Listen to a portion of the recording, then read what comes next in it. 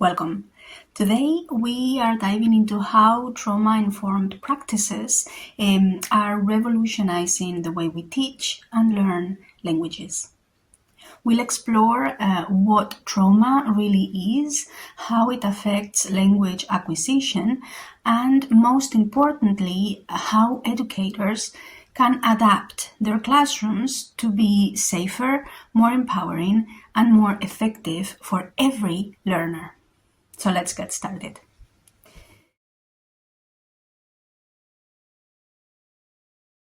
First, let's define trauma. In simple terms, trauma is the emotional, cognitive, and physiological response to a distressing event that overwhelms a person's ability to cope.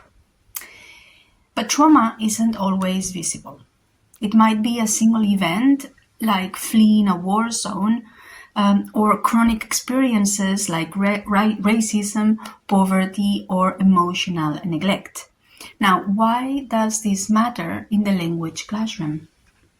Because trauma directly affects the parts of the brain we rely on for learning. It impairs the hippocampus, critical for memory, it hijacks the amygdala, our fear center, and it weakens the prefrontal cortex, which is responsible for focus and executive function. Put another way, a student may be physically present in class, but cognitively and emotionally unavailable. Language learning is inherently social, expressive, and vulnerable. It often requires taking risks, being imperfect, and engaging with new ideas in public. But for a learner who experienced trauma, those same requirements can feel deeply threatening. We see this in behavior like students going silent, especially during oral tasks. They disengage, avoid eye contact, or appear anxious. Some act out, not out of defiance, but self-protection. Research shows that trauma can literally shut down verbal centers in the brain. In trauma-informed foreign language or second language classrooms, these patterns are recognized not as discipline issues, but as neurological and emotional responses to stress. Trauma-informed education is an approach that acknowledges the impact of trauma and adjusts teaching accordingly. According to the Substance Abuse and Mental Health Services Administration, or SAMHSA, there are 6 guiding principles. 1. Safety, physical and emotional. 2. Trustworthiness and transparency in rules, feedback, and communication. 3. Peer support, leveraging connection and collaboration. 4. Collaboration and mutuality. Student voices matter. 5. Empowerment and choice, autonomy over how and when to engage. And finally, 6. Cultural, historical, and gender responsiveness, so affirming identity and context. These principles are not extra. They are essential if we want our classrooms to be not just educational, but healing spaces. Now let's look at how these ideas work in real life. In one adult English as a second language program for refugees, storytelling replaced rigid grammar drills. Learners shared narratives in their first language or first languages and then co-constructed translations. These honored identity and created deeper engagement linguistically and emotionally. In a high school French class, students could opt out of oral presentations and choose safer alternatives, like pre-recorded videos or partner work. Over time, students who had once frozen with anxiety began to speak voluntarily.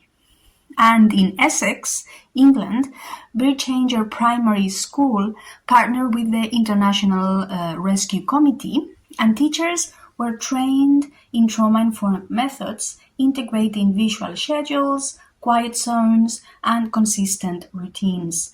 Refugee students, many of whom had never attended formal school, began thriving academically and socially. These aren't one-offs, they are examples of how trauma-informed teaching can transform outcomes. As language educators, we have a unique role. We are not therapists, but we are frontline caregivers in many ways. We are the ones who ask students to speak, to be vulnerable, to share. That's a profound invitation, and it has to be met with care. This means embedding predictable routines, allowing choice and voice, using multimodal materials, visuals, gestures, home languages, building trust before performance, and perhaps more importantly, understanding that silence and/or resistance may be adaptive, not oppositional.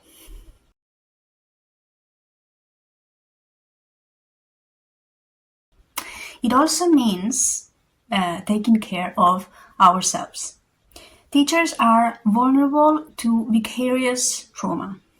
Setting emotional boundaries, accessing professional support, and practicing self-compassion are essential parts of this work.